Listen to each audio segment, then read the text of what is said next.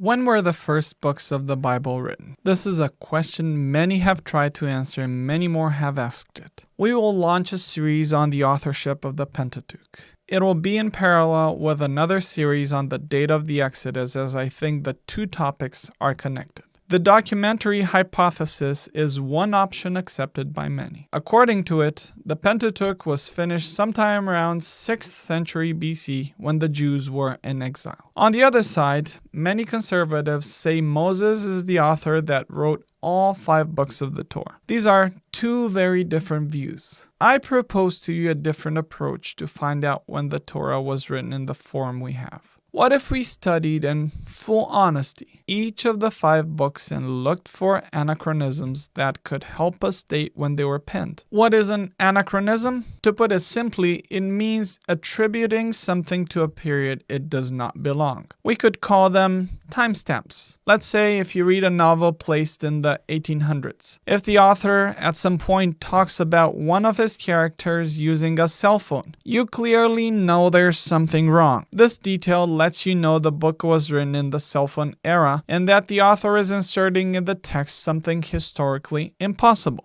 Similarly, there are details in the books of the Bible that can help us pin down an approximate date when a certain book was written. There are events that happened during Moses' life and events that happened after his death. If events that happened after his death are mentioned in the 5 books, then that poses a problem for the position holding to full Mosaic authorship. What I've done in the past 2 years is that I read and listened to the 5 books of the Torah, about 5 to 10 times each in order to look for anachronisms. Well, except for Leviticus, obviously, I couldn't make it more than 3 times through it. You know, Leviticus, the Bible plant killer. Anyway, there are all kinds of different anachronisms, and we could categorize them differently. The most important details to look at are historical events and place names, also called toponyms. We will look at the most important we can find in these 2 categories. When it comes to anachronisms, 3 options are possible. 1. The anachronism is intentional. That means the author wants to clarify something to his readers, so he uses a detail relevant to them. It could be a place name, a certain population, or territory. 2. The anachronism is a later scribal gloss. After the book was written, a scribe edited the initial work and inserted details relevant to his contemporaries. 3. The anachronism is not an anachronism at all. Sometimes modern critics make mistakes in what they think are anachronisms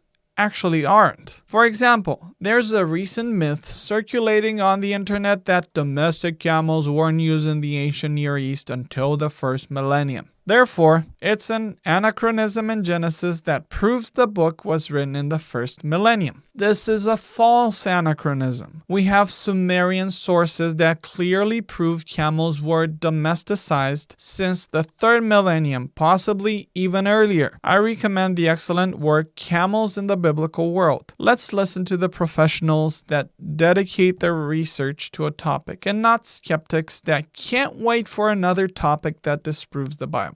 Before we delve into the anachronisms of each of the 5 books, there is one major aspect we need to deal with. Was the Torah written by one author from beginning to end, or not? The 5 Torah books have narrative continuity and cohesiveness. Here's an extremely short summary that shows the progression.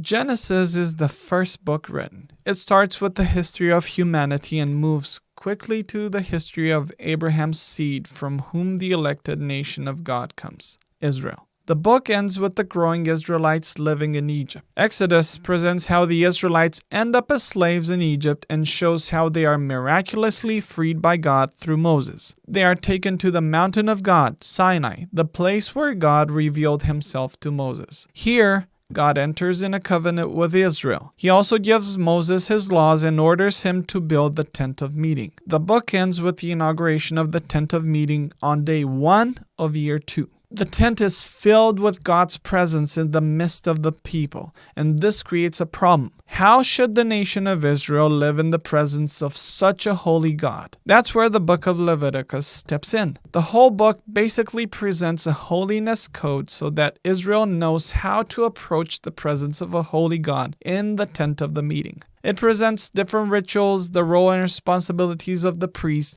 and the purity standard required by God. The 2 sons of Aaron that get killed in the tent because they did not correctly fulfill their role in God's presence is the only narrative presented in the book. It's a warning so that everyone would be careful how they enter God's presence. The book ends with Israel still being at Mount Sinai, but the story doesn't end here. That's why the book of Numbers continues the narrative and presents 3 main stations. Numbers starts at Sinai, and after the census, they travel from Sinai to the wilderness of Paran. At Kadesh Barnea, Israel is punished by God to wander for 40 years in the wilderness because of their murmuring and fear of the Canaanites. Chapter 20 makes a big chronological leap from year 2 to year 40 of the wanderings. In this chapter, they begin to travel to the east of Jordan in order to enter the Promised Land. After presenting a longer section dealing with the Moabites mostly, the book ends with Israel in the plains of Moab on the cusp of entering Canaan. Deuteronomy sets the stage in the plains of Moab, month 11 of year 40. This book is a series of speeches Moses has for Israel. Some of the teachings are a repeating and expanding of previous laws. Another important part is that Moses recalls their national history and encourages them to take heed to God's covenant. The book ends with Moses' death, the greatest prophet Israel ever had. To me, the narrative continuity of the Torah proves it was conceived from beginning to end by one author. I don't believe that the books in the form we have were written over a long period of time, started by one author, continued by another, and finished by someone else. This premise can be confirmed or infirmed by the chronology of the anachronisms we'll look at. There could have been small editorial glosses here and there, but I am reluctant even to that. If something like this happened, it had to do mostly with updating older words with newer ones. All languages continually change in time. Words go out of fashion or are replaced by others. The question is, could Moses be the author or not? In the next video, we will see if this can be confirmed by the anachronisms we have in each book. Stay tuned to the Bible Exegete and don't forget to subscribe.